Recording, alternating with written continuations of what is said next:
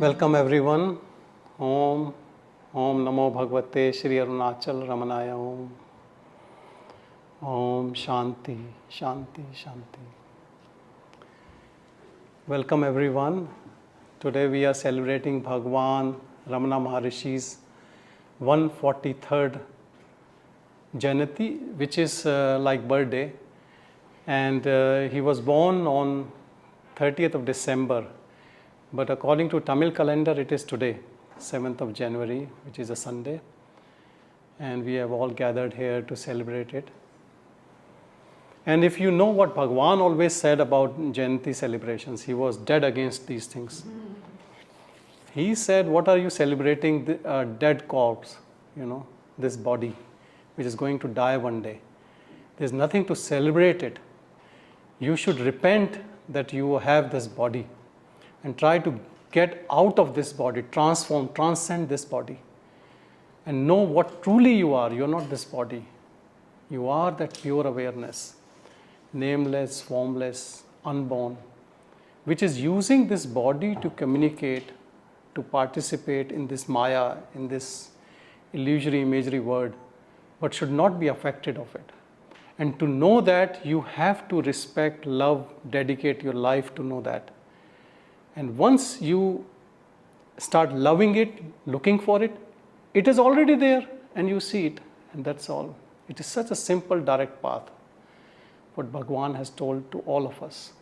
And that is the way we should celebrate it. Celebrate it staying in that Bhagavan within us, that Arunachala Shiva within us.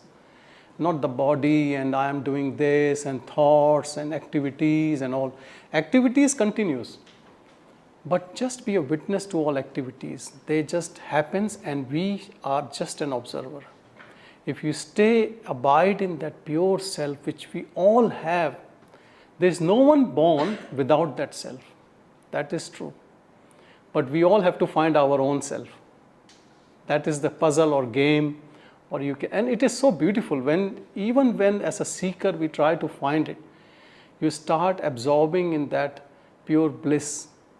As if you are going to a hill station, when you go up the mountains, you start feeling the breeze. So it is so beautiful. And once you take Bhagavan's name, such a pure, Atma who came and gave us this message, we start getting absorbed in that. It is so beautiful. And there is no hierarchy in it. There is no religion, caste, creed, nationality, that it is for this person or not for that person. It is for everyone, because it is in everyone. So I would say that hope we all get to that pure self within us. And I humbly pray Arunachala and Ramana, which is one and the same, to make all of us imbibe in that pure self.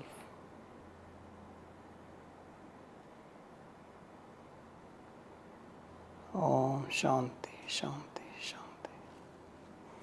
I wrote some figures and facts about Bhagavan. So it is not just Bhagavan's 143rd Jayanti. We are also celebrating 100 years of Ramana Ashram. And you can see we have this logo which is created from Ramana Ashram, 100 years of Ramana Ashram. So it was created when Bhagavan's mother left her body, and she was buried at the foothills of Arunachala. And at that time, Bhagavan moved after a few months in 1922. So since 1922, Ramana Ashram was there, but it was not in the form the way it is right now. It used to be only a small hut, and later that hut became gradually that ashram became really big. And then this ashram came into being very gradually. And I just want to tell you something about Bhagavan's family, which perhaps you might not know. In Bhagavan's family, her father's paternal uncle and her father's brother, they both were sannyasi. So he came into a family, he was born in a family where there were sannyasis already.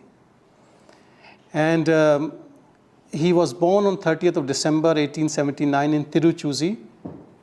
He studied for 3 years in Tamil language there, and his father sent him to his uncle's, paternal uncle Subbayyar's house in Dindigal.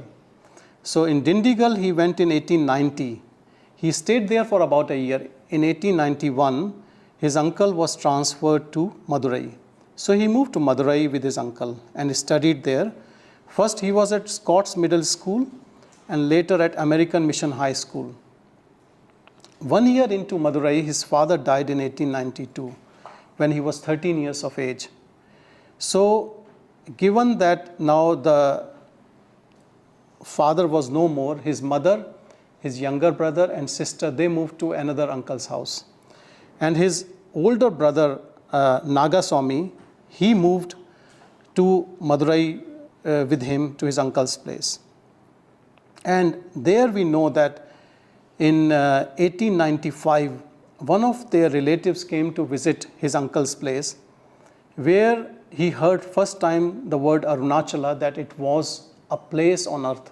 He always thought in his mind that this is something which is in Puranas or a place which is imagined somewhere else. And that, I think, stirred something within him, because after that he read Periya Puranam also about the Shaivat saints. And in 8 months after listening to the word Arunachala at the age of 15, so he heard in November 1895, in July 1896 he had that experience, which finished his ego and he absorbed himself in Shiva. There he stayed till 29th of August 1896, when one day his older brother told him that there's no point in just opening the book and just daydreaming and not paying attention to his studies. And he thought it is like God's word, he should leave the place now. So he said to his brother that I'm going to school to study. And his brother said, then take 5 rupees and pay my fees. And then he calculated that he might need 3 rupees to reach Tirunamalai. He has to go to Arunachala. And he left with those 3 rupees. It never came back. So this is the story of our beloved Bhagavan.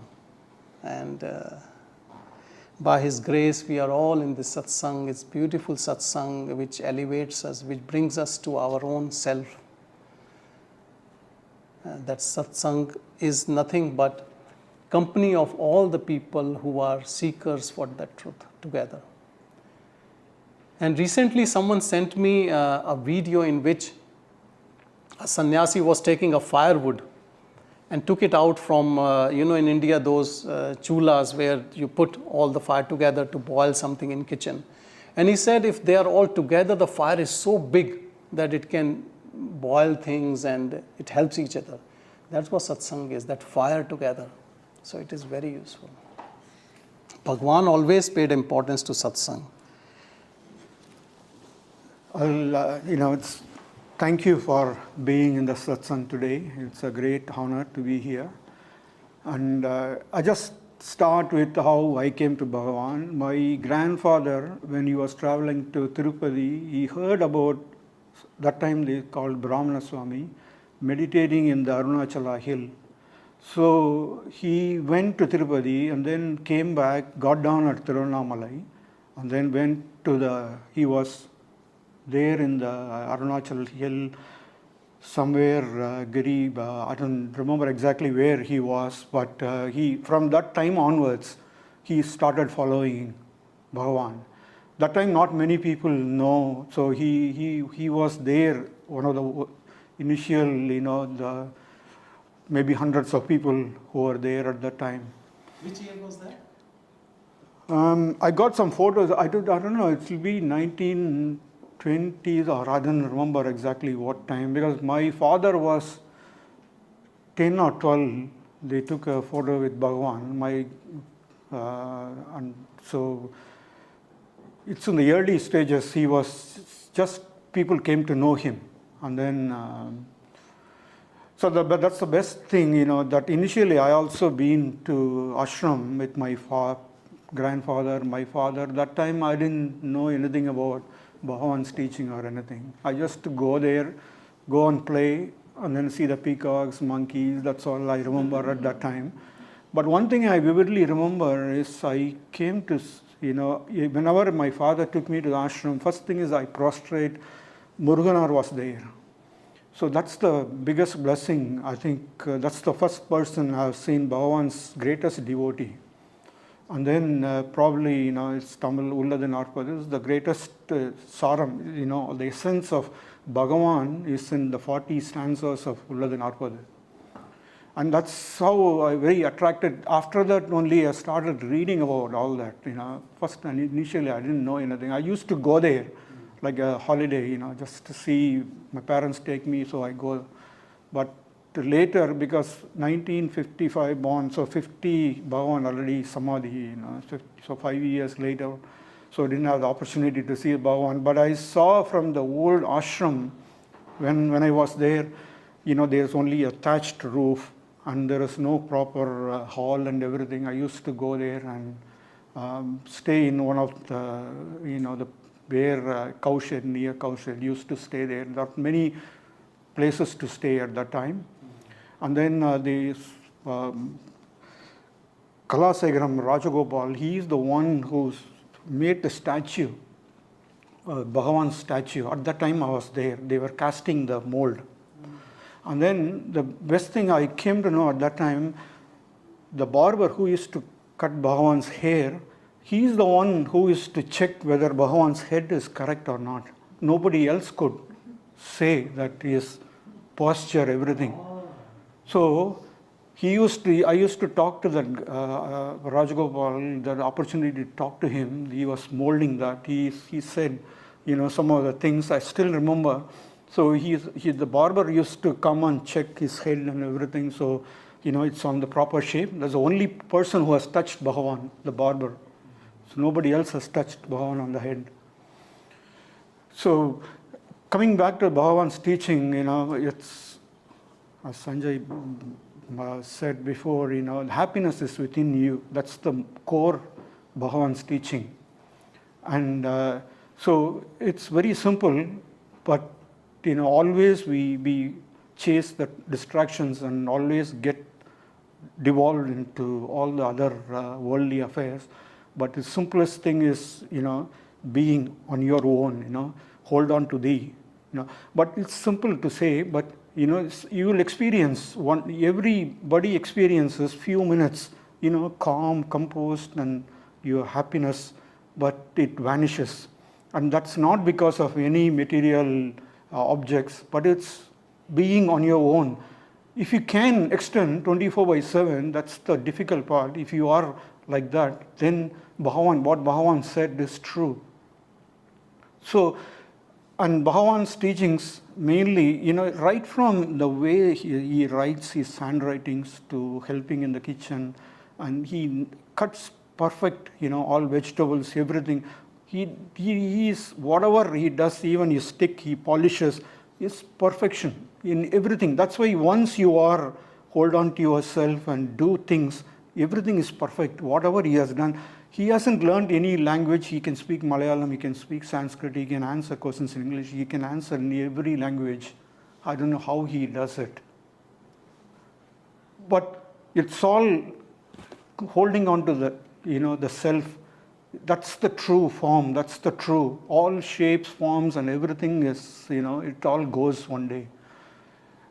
Thondri Maraidar, in Tamil, that's what I say, which doesn't disappear, which stays always with you. That's the Atman, that's the pure bliss. That's what, it's easy to say, but, that's the thing we want to seek, everyone wants to seek. And with that, I'll thank you.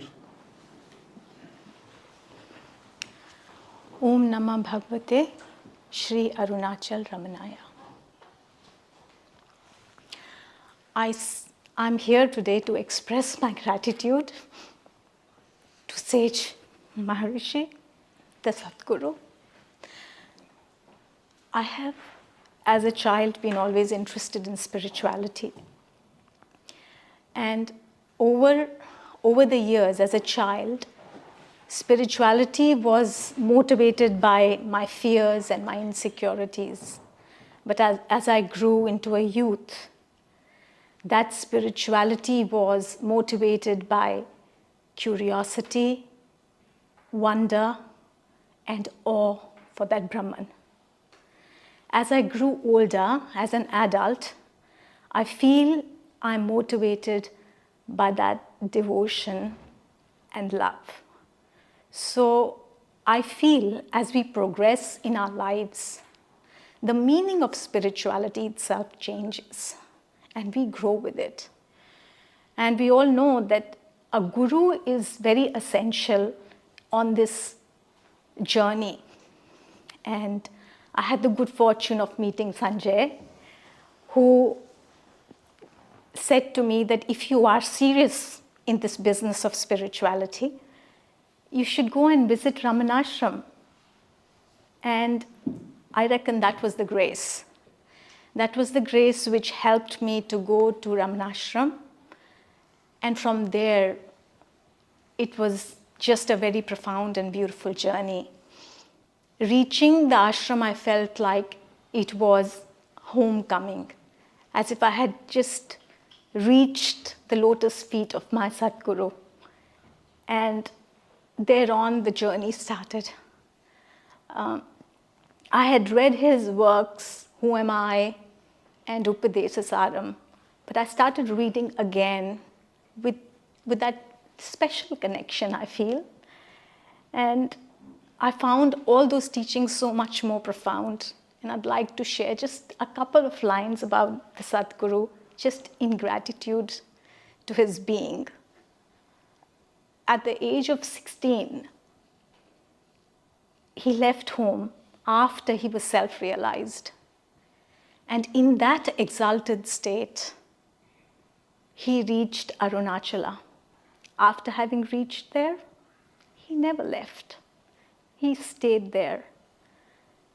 His name and his teachings went all over the world. And in that time, we are talking when we did not have smartphones, we did not have internets, but he was known all over the world. People from everywhere came to see him, and he never stepped out of Arunachala. If that is not grace, what is? His life was a continuum of giving, giving, and giving. He was always helping people and other beings. I feel that his presence in the physical form was a blessing to this Mother Earth and blessing to all beings, may it be humans, may it be animals, everything. He uplifted everyone. And we all know he talked about the two paths, the path of self-inquiry, we all know, questioning the questioner, and then the path of surrender. Personally, I feel path of surrender has been quite profound for me, because when there is surrender, there is acceptance. And when there is acceptance, there is peace. So I have been very, very fortunate in my journey, and with the grace of my Guru, I have had satsangs, regular satsangs with Anilji, who's in Sydney, with Sanjayji, and we have satsangs in Melbourne, on Zoom, in the comfort of our home, 3 times a week. If this is not grace, I don't know what is. So in every aspect of my life, I feel fortunate and guided. And if there is a flaw, that has to be in me. So the only thing that I can say to all the sadhaks and devotees is to, yes, do satsang, but to contemplate, to reflect on these teachings, because it's only the clarity with which one can find that self. So please persist, persevere, and get to the self that we all aspire for. Om Namah Bhagavate Shri Arunachal Ramanaya. Thank you. Hi everyone, I just wanted to express my gratitude of being able to be here with everyone. And in this event of the birthday of beloved Bhagavan, Ramana Maharshi, that I have fell in love with. And I just wanted to say that once someone asked Bhagavan, what would you like for your, I don't know whether birthday, but as a gift, I would like to give you a gift. What can I give you? And Bhagavan said, abide as the self. That's the best present. So I would like to give it to Bhagavan, this present, but it is not easy, as some other people were saying. It's not very easy. So I'm very grateful that Sanjay is here to guide us and to help us on this journey. So thank you so much. Thank you. So what I have noticed while I'm with Bhagavan is the quietness, the silence, that any questions or whatever comes up is who is asking, and I come back to that silence. So I'm very grateful for Bhagavan's teaching of the very simple teaching that is so powerful. I found it very powerful that wherever I am in the world, wherever I am in my mind, it's always just coming back to that same silence. So I found it very, very powerful. Such a simple thing, but it is the most powerful.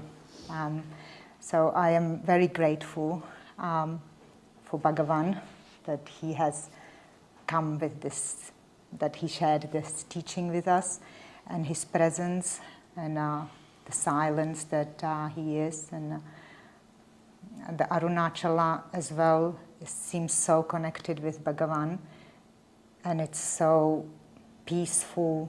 Just to think about Arunachala, it's very peaceful and so steady, always there, always that space is always there. It's like very, very, whatever happens, it is there. And I'm very, very grateful that I found it, or Grace has showed me this path. So yes, thank you so much. Thank you. Om Namo Bhagavate Sri Ramanaya. I'm really, really grateful to all the members here, and Sanjay ji in particular, and my sister, my co-sister who is sitting there. Actually, last year, on my birthday, she wanted to take me to Arunachala. Very, very sincerely, she called me. I said, I have some disc problem, so I can't travel. I told, with the luggage and all, it will be very difficult for me to get into the train, get down and all. She said, why? No problem, I will take you in a car. Come, we will go. But at last, that time we couldn't make it. We couldn't go last year. But this year, I think Ramana himself thought that he gave me such an opportunity to be with you all in the presence of Sanjay ji. I don't know how to express my gratitude to Chitra, her daughter Deepthi, who has brought me to Australia, Melbourne. Actually, I am from Kerala, India. So she has taken all pains or whatever, all interest to bring me here. And Ramana has seen to it that I should be in front of all great bhaktas, Ramana bhaktas here, and Sanjay ji in particular. For the last 3 months, I don't know how suddenly it happened. One day while browsing the YouTube lectures, suddenly I saw and I happened to hear one of his satsangs. And from that day, each day, not even a single day I have missed. Daily my day starts with his satsang, and I feel that the entire day is totally bright and positive for me, and that energy stands till the night. Some days one or two lectures, if I get time, I listen. But that has been a great motivation, and it has given me lot of clarity. And now I feel that I am the correct path. And today morning, the lecture what I heard from Sanjay ji, of course not the current ones, I am listening to his earlier lectures. The interest, the longingness is the only thing that we want. If we want that interest, or if we lack for that interest, we can cry to Bhagavan, and ask him, please give me the longingness to see you in me. Please give me the power, or give me the feeling of your presence in me. Make me one with you. You cry for that.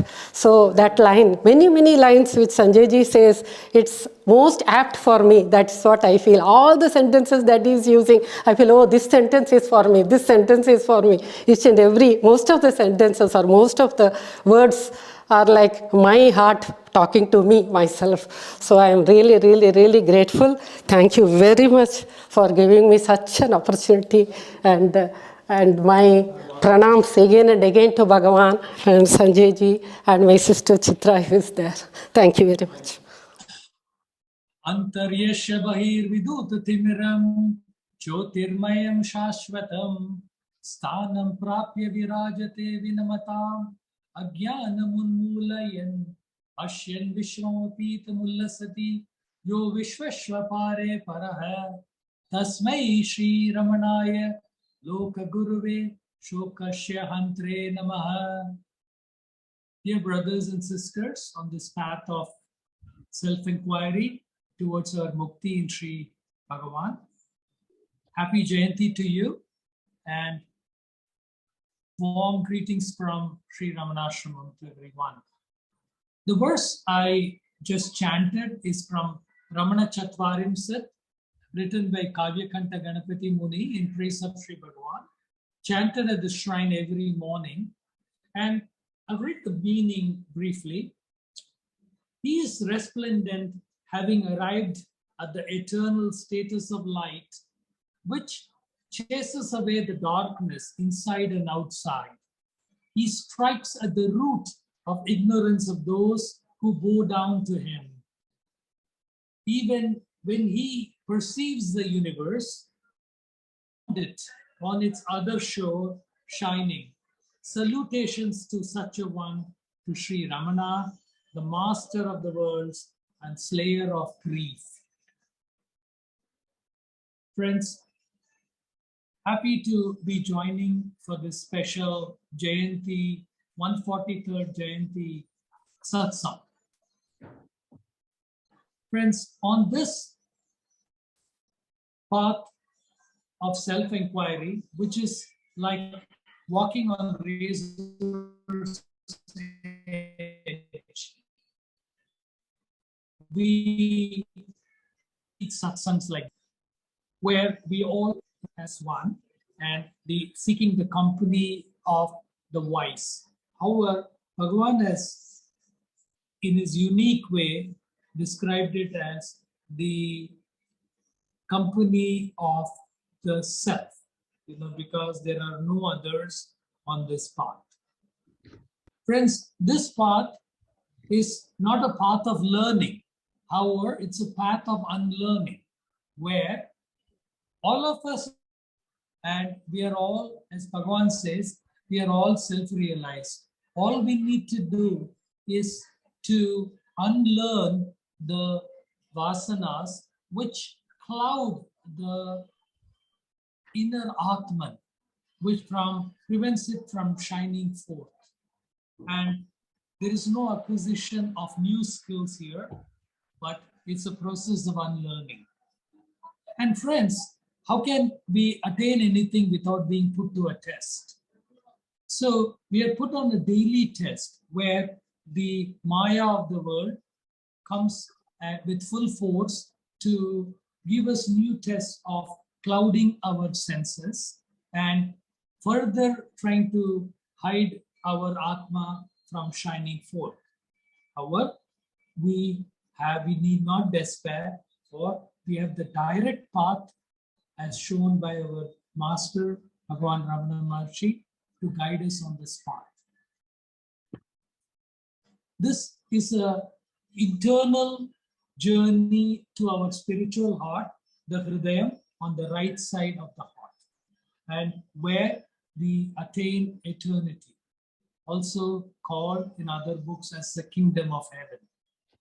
Friends, I'm speaking to you from Ramanashramam. Ramanashramam is a unique place, for we have the power of three forces here. The one, living Shiva in the form of Arunachala, the living presence of the Master, Sri Bhagavan, and the sadhana of us unique seekers of the world, the devotees. And we live away our traces of our sadhana, which help to clear the path and brighten the path for us, for people following us. We, friends, lift each other up whenever we fall into samsara. In the book Ramana Gita, Kavyakanta asks Sri Bhagavan, what is the supreme goal of humanity? And Bhagavan says, universal brotherhood based on equality. Friends, there can never be equality in the external world. I'm sorry. However, there is equality, complete equality in the inner world. For you're all the same, you're all the Atma. So even in that, our Master Bhagavan has showed us the way to how to live in this world. The true path is to live, as he says, in a state of walking sleep, or where we try to stay in the Hridayam or the inner path. In an editorial by the great Arthur Osborne, where he calls the ascent, he describes a portion of the hill where the ascent is steep and you could see the summit of the hill very clearly standing below. However, that portion of the hill has no rocks to rest our tired legs, no valleys to rest and to feast our senses, but one steep path. Arthur Osborne describes the direct path of Sri Bhagavan, the Atma Vichara, as a similar path, where it is the shortest path to self-realization. However, it is a steep and a narrow path, and what we could say, walking on razor's edge. However, this path we have the fellow devotees who have already arisen. We can take inspiration from them and we can just follow what they have done to reach where they are. Or we have people following us to lift us up whenever we are fallen. So in a way, we're all one whole family under the umbrella of our Father, Bhagavan Sri Ramana Maharshi. We inspire each other and we are all for one and one for all.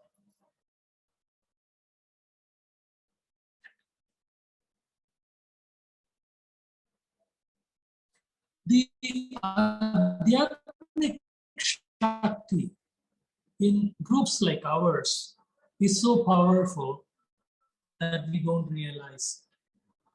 Friends, in United Jayanthi Satsang like that, there was a Hindu spiritual master, Sri Chinmoy, and he was a very popular teacher in those days, stadiums full of devotees. And he had participated in a satsang like ours. And Sri Dennis Hartle of New York Ashram, some of us had gone to see this master away.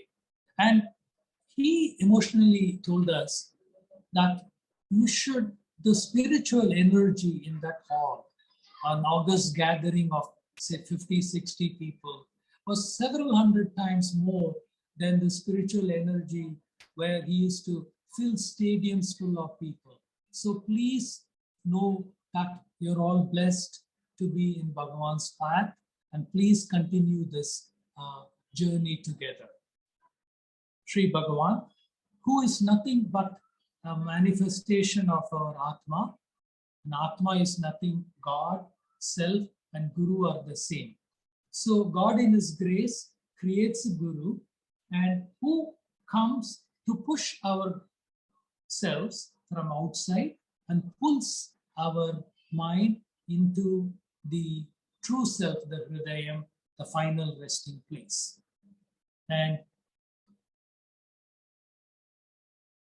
the clear path as expressed by in the small booklet Bhagavan gave as a 21-year-old young man, the non-yar or who am I, there can't be any better spiritual treatise for person on this direct path of Jnana Marga or Atma Vichara. Friends, today we celebrated the Jayanti. Now, Bhagavan opposed any celebration connected with him, including his Jayanti or birth. For we could say he was never born. The celebrations were a way for devotees like us to express their love and devotion to him. It is also an occasion for us to strengthen the commitment to practice his teachings with greater intensity, for the highest form of Guru Bhakti is to practice the Guru teachings and follow his or her path.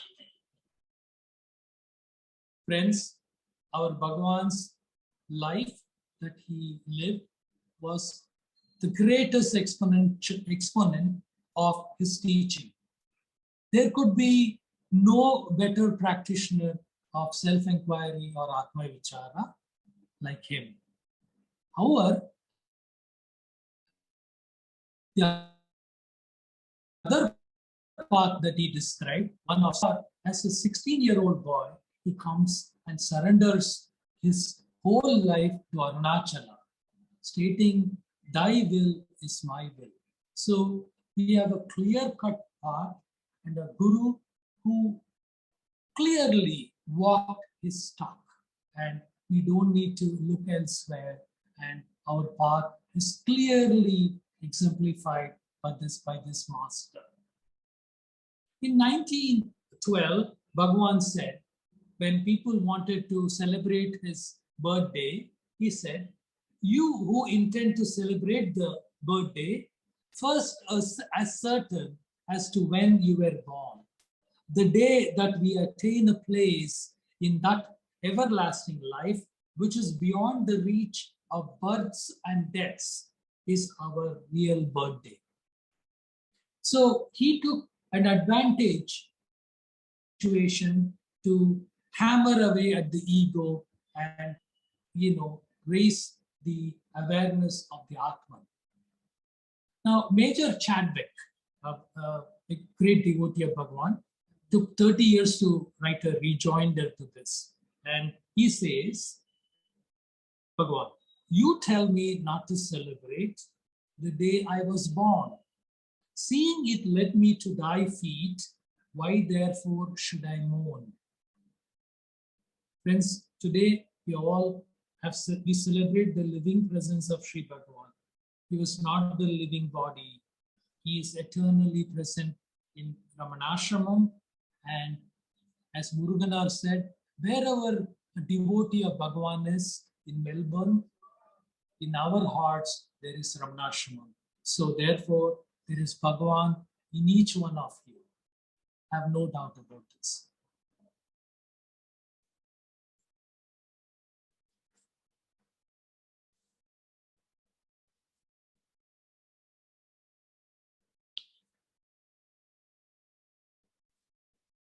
I would like to read a small passage from another editorial by Arthur Osborne. And Arthur Osborne, along with many devotees, their lives were encompassed by two events. They saw Bhagavan in the living frame And then they saw the ashram without the physical frame of Bhagavan. And of course, they all went through the question as, oh, what are we doing in the ashram without the master?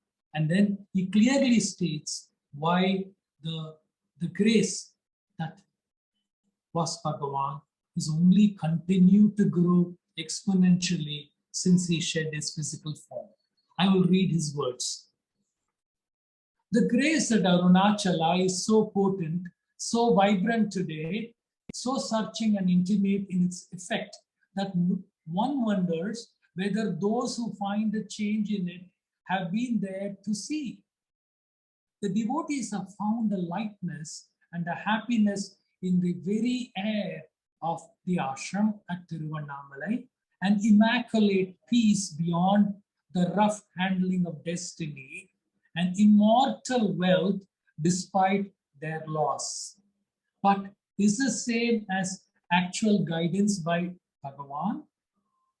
Is it the same as actual guidance by Bhagavan? It is. And it is in the most direct and personal way. Indeed, the guidance seems more active now than formerly in those people who meditated little before, but were contented rather to feast their eyes upon him and listen to the sound of his voice, are now being drawn more and more to sit in silent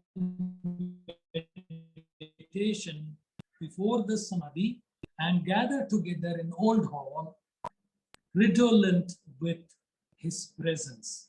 As one sits there, it is nothing vague or diffuse that one feels, but the same intense inner stirring, the same lifting up, the same blissful certainty that was felt under the watchful eye. There is the same variation from day to day in mood and potency of guidance. There is the same repose to devotion and to any earnest plea for help. Can this be felt elsewhere, like in Melbourne? Is Bhagavan's grace Tiruvannamalai? It never was. It never was. His grace flowed upon all who turned to him, to imply that the guidance was confined to the ashram in Tiruvannamalai, now or formerly, would be attaching too much importance to the body. Now as formerly, it is felt in the heart of the devotee, independent of the outer aids. There is this great beauty and potency in a visit to the ashram, however. Many have compared it to the charging of their spiritual battery. So friends, leave your Teslas, then the battery in Australia, and I welcome you on behalf of the ashram to come and charge your spiritual batteries periodically in the ashram. Very true. Friends, I'll end this by saying that this is the centenary celebration of the formation of Sri Ramanashramam. As you know, Sri Ramanashramam was established in year 1922 when Sri Bhagavan's mother was attained by Bhagavan's grace, and a shrine came up called Mathur Bhuteshwara Temple. For nearly 6 to 7 months after that, the devotees, Bhagavan and the Sarvadhikari, Swami Niranjanananda, would go up every evening to Skandashram and come in the morning and do the puja and go back.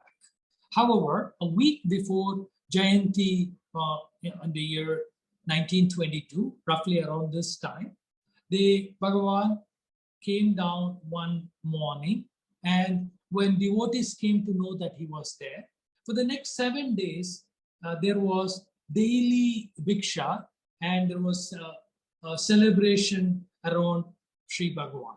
And Bhagavan chose never to go back, and therefore a loose organization, which was just a gathering of devotees came together to form a formal organization called Sri Ramanashramam, which over years, under the watchful eyes of the Sarvadhikari, Swami Niranjanananda, several buildings came about, including guest rooms, and a home for all of us, a home away from home, an edifice of the temple of came to being, and which we all can call our home. And so, friends, will be celebrating the formation, the 100th year of this wonderful place, this movement in spiritual history over the next few months. It will be celebrated in several cities in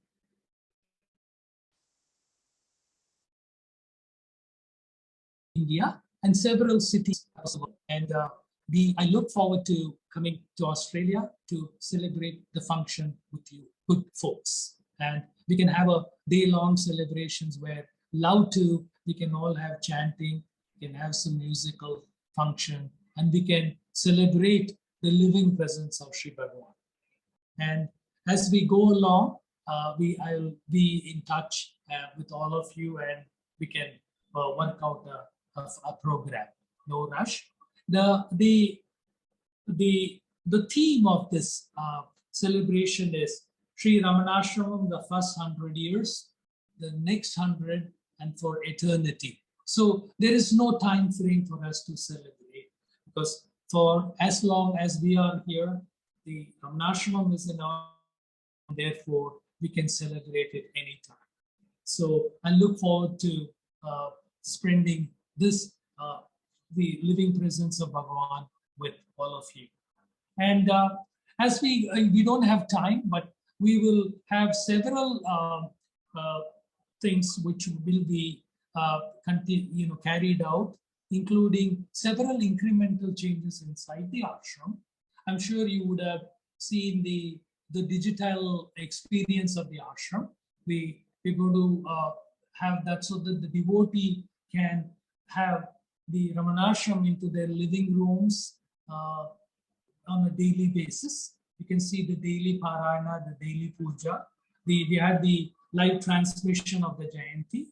We're going to be coming out with several apps, including the Mountain Path app, the daily Parayana app, and to a very dedicated team of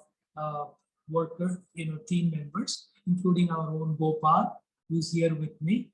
And these people work day in and day out and tirelessly.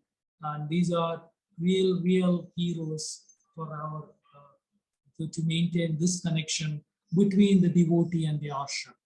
We'll be constructing more.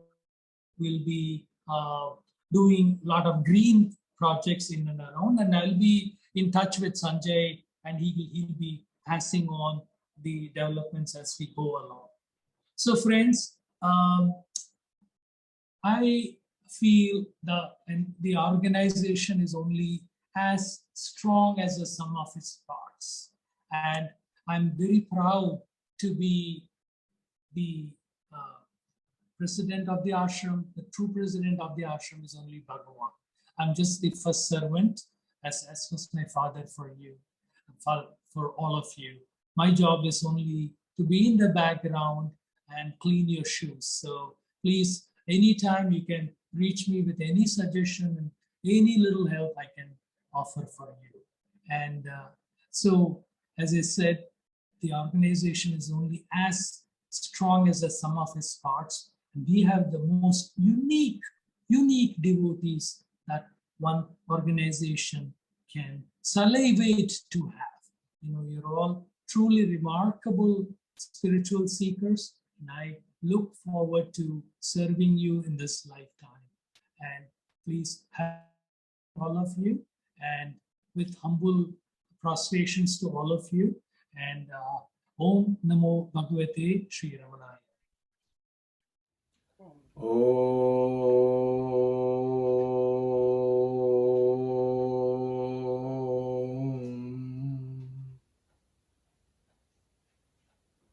Om Namo Bhagavate Shri Arunachala Ramanaya. ओम नमो भगवते श्री अरुणाचल रमणाय। ओम नमो भगवते श्री अरुणाचल रमणाय। नमो रमणाय। It is a great blessing to be sharing this offering on this most auspicious and holy occasion of Ramana Jayanthi, which is being celebrated on the 7th of January 2023. And this offering is being offered on behalf of the Sydney, Australia chapter of the Ramana Satsang. And it is a great honor to be discussing about the birth, as it were, of that most wonderful sage, Bhagavan Ramana Maharshi. His teachings are a light onto this world, drawing the mind that is consumed by consumerism and the world into itself, collapsing itself onto itself, to reveal the truth of who am I.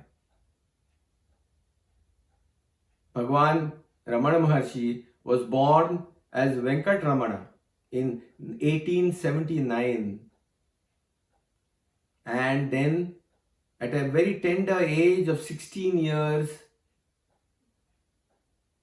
Bhagavan Ramana Maharshi, Venkat Ramana, had an intense and strange fear of death.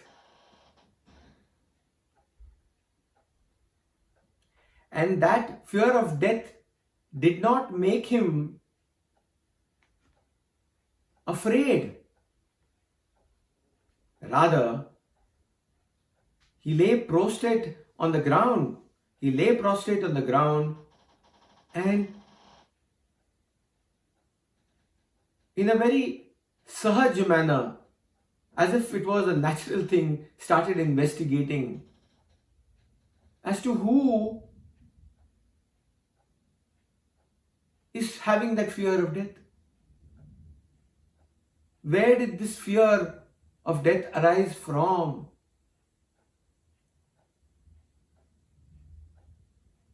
That investigation was what transformed that young little boy of 16 years into Bhagavan Ramana Maharshi. Because he realized there and then that I am not this body, I am not this mind, not this intellect. The body may come, the body may go, but I, as that ever-existent reality, as true self, remains ever-existent. That realization was the dawn, the Jayanti, the true Jayanti, which led to his showering blessings upon his devotees for decades and decades. So what were the teachings? And what were the pointings that Bhagavan Ramana Maharshi gave to the world at large? The teachings were very simple. Find out who am I. Investigate to find out from where this I arises from.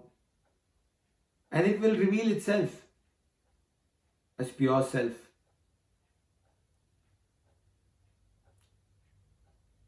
There are many and many teachings all over the world So many scriptures have been written. So many religions have come forth. All speaking about the same thing. How to be happy, how to realize oneself, to investigate who am I. But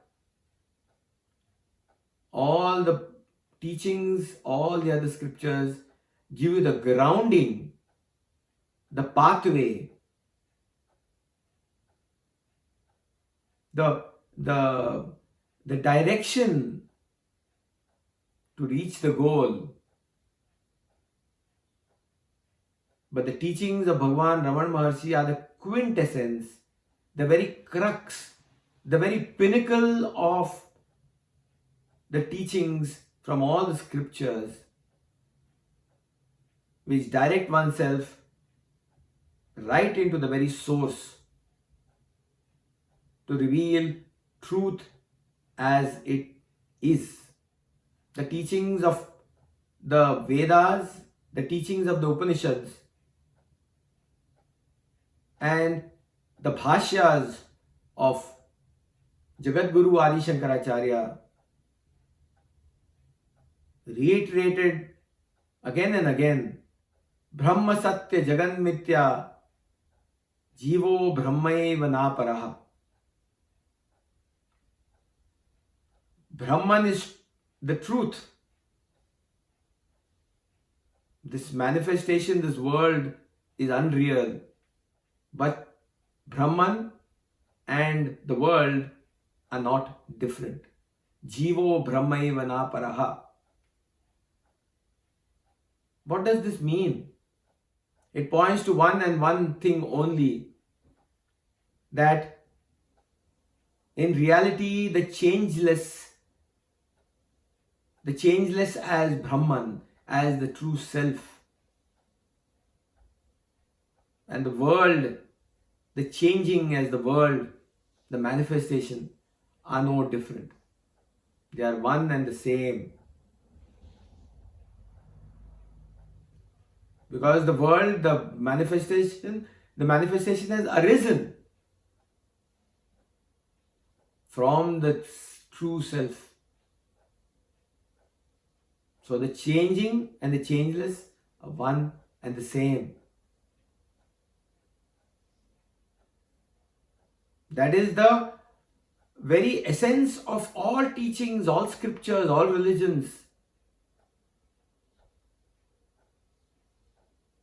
And in respect of the individual, how does then that truth reveal itself to the individual who yet considers oneself as this body, this mind, this intellect, with that little ego? The teachings are that the changeless and the changing are the same. But the methodology has been described in so many scriptures all over the world.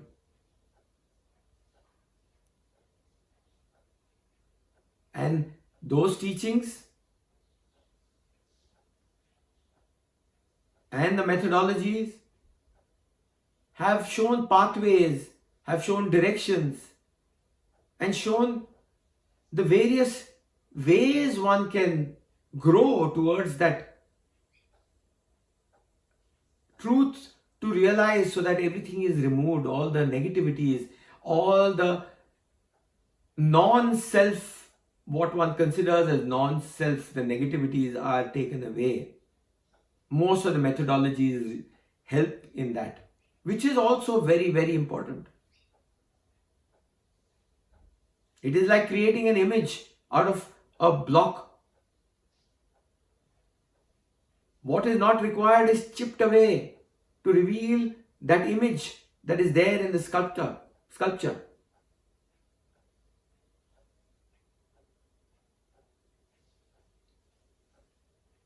In the same way, all the methodologies have been provided as tools. But Bhagavan Ramana Maharshi has given all the has taken all these and created one simple technology, simple method to try and investigate and find out who you are, where this I has arisen from. All he says is investigate to find out who am I.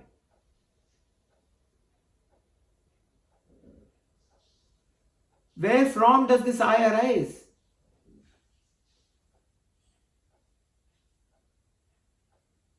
The mind is such that it is always outgoing.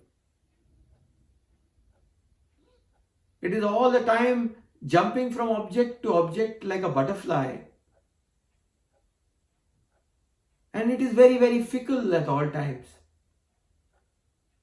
The moment the mind goes outwards, the natural tendency is to create the I and the other.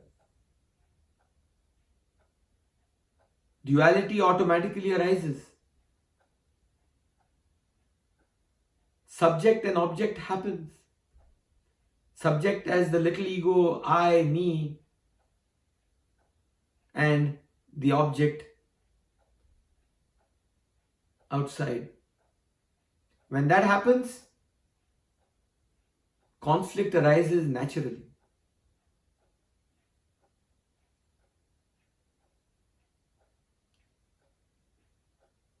So Bhagavan Ramana Maharshi said, rather than that, the simple method is draw that very mind inwards.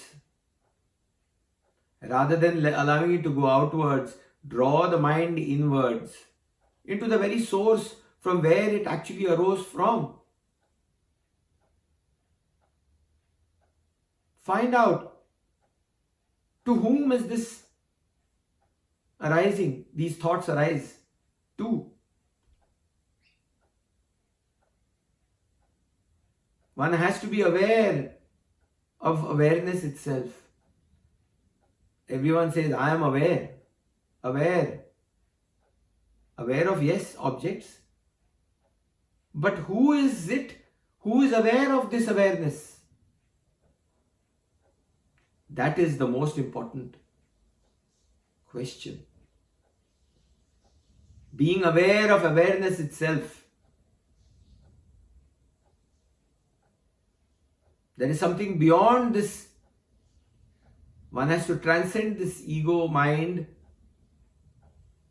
And when that investigation takes place deep within oneself, as revealed by Bhagavan Ramana Maharshi, the Sphurna happens, the revelation happens. The fountain of truth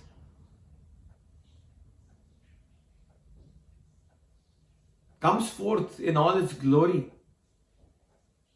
Because it is always there as ever existent. You are that pure self, that changeless, functioning for a limited time as the changing.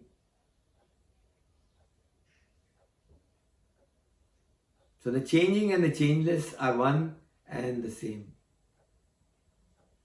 The Parabrahma Tattva, that Satchidananda Atman, the absolute existence, absolute consciousness, absolute bliss is revealed in all its glory when that investigation into the self takes place. Because the dissolution of the non-existent notional mind happens. The little ego I is dissolved because it never existed in the first place. It is only a notion.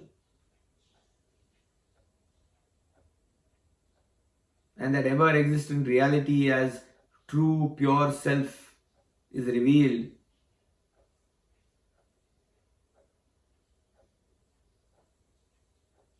Let us, as true devotees of Bhagavan Ramana Maharshi, utilize this day the day of Jayanti, to aspire with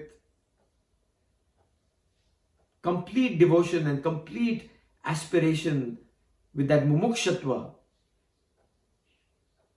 to desire for desirelessness. With this, let us start a practice from right now, here and now. Rather than saying Happy New Year, let it be a happy here now. Because the self is here and now. Not in some remote, distant place. But here and now, because you are that very self itself.